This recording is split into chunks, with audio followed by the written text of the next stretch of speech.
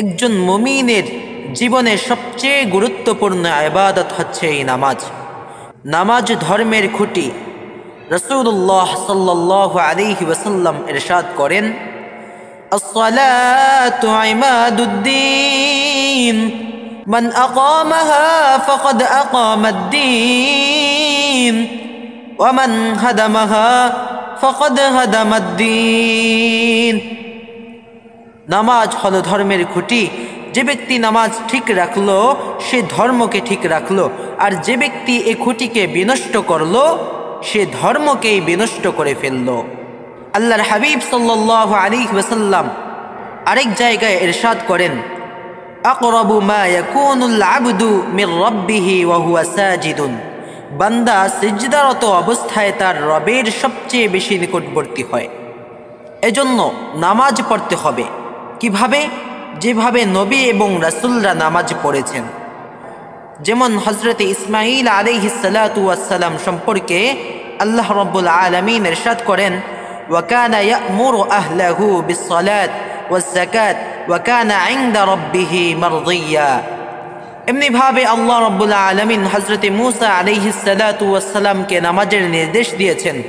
ইরশাদ করেন, ইন্নানি আনাল্লাহু লা ইলাহা ইল্লা আনা ফা'বুদনি ওয়া আকিমিস সালাতা লিযিকরি। আমি আল্লাহ, আমি ছাড়া অন্য কোনো ইলাহ নেই, অতএব আমার ইবাদত করো আর আমার শরণার্থে নামাজ কায়েম করো। হযরতে ইব্রাহিম আলাইহিস সালাতু ওয়াস সালাম রবের কাছে প্রার্থনা করে বলেছিলেন, রব্বি জাআলনি মুকিমাস সালাত ওয়া মিন যুররিয়্যাতি রব্বানা ওয়া তাকাব্বাল দুআ।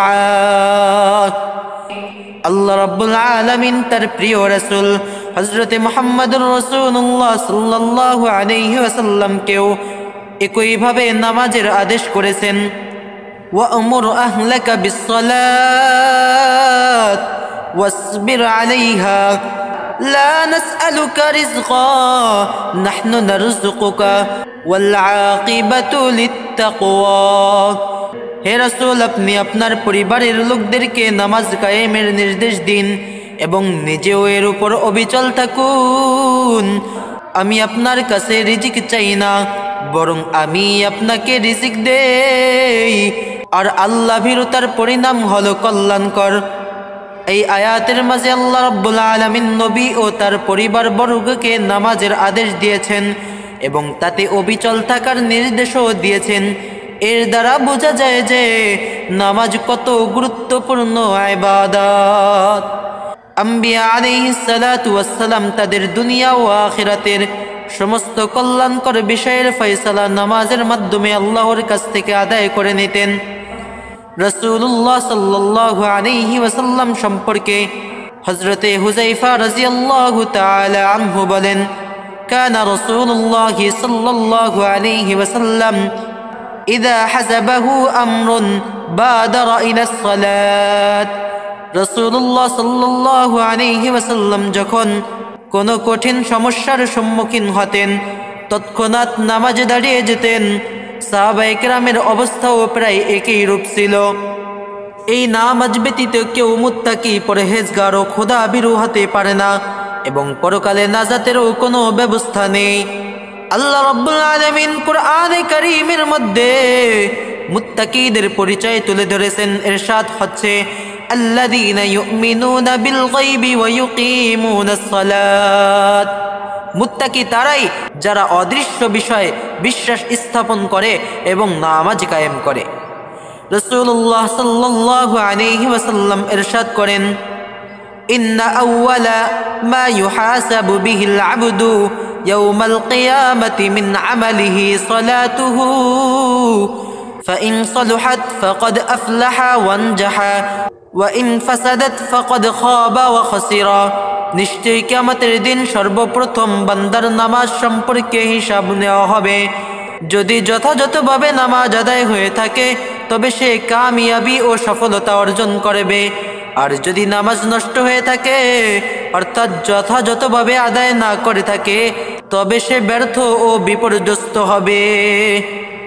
আল্লাহ রাব্বুল আলামিন কুরআনুল কারীমের মধ্যে 5 ওয়াক্ত নামাজের নির্দেশ দিয়ে ইরশাদ করেন ওয়াকিমিস সালাতা তারফাইন নাহার ওয়া সুলফান মিনাল লাইলি ইন্নাল হাসানাতি ইউযহিবুনাস সাইয়্যাত যালিকা যিকরা লিয-যাকিরিন। নামাজ কায়েম করো দিনের 2 অংশে, ফজর জোহর প্রথমাংশে আর দ্বিতীয় অংশে আসর, আর রাতের প্রথমাংশে মাগরিব এবং আয়েশা। নিশ্চয়ই পুণ্য কাজ সমূহ পাপকে দূর করে দেয়। যারা উপদেশ গ্রহণ করে এটা তাদের জন্য এক উপদেশ। বস্তুত নামাজি ব্যক্তিরাই প্রকৃত মুমিন। রব্বুল আলামিন ইরশাদ করেন আল্লাযীনা ইউকিমুনাস সালাত ওয়া মিম্মা রাযাকনাহুম ইউনফিকুন উলাইকা হুমুল মুমিনুনা হাক্কান লাহুম দারাজাতুন ইনদা রাব্বিহিম ওয়া মাগফিরাতুন ওয়া রিজকুন কারীম। যারা নামাজ কায়েম করে এবং আমার দেয়া রিজিক থেকে ব্যয় করে তারাই প্রকৃত মুমিন। তাদের জন্য তাদের প্রতিপালকের নিকট রয়েছে মর্যাদা, ক্ষমা ও সম্মানজনক রিজিক। এই জন্যই রব্বুল আলামিন নামাজি ব্যক্তির মাকাম এবং মর্যাদাকে বুলন্দ করেছেন। ইরশাদ করেন ওয়াল্লাযীনা হুম আলা সালাতিহিম ইউহাফিযুন উলাইকা হুমুল ওয়ারিসুন আল্লাযীনা ইয়ারিসুনাল ফিরদাউসা হুম ফিহা খালিদুন। আর যারা তাদের নামাজের হেফাজত করে তারাই হবে ফিরদাউসের অধিকারী, সেখানে তারা চিরকাল থাকবে। শুধু তাই নয়, নামাজ মন্দ কাজ থেকে মানুষকে বিরত রাখে। রব্বুল আলামিন আরো ইরশাদ করেন ইন্নাস সালাতা তানহা আনিল ফাহশাই ওয়াল মুনকার ওয়া লাযিকরুল্লাহি আকবার আল্লাহু ইয়ালামু মা তাসনাউন।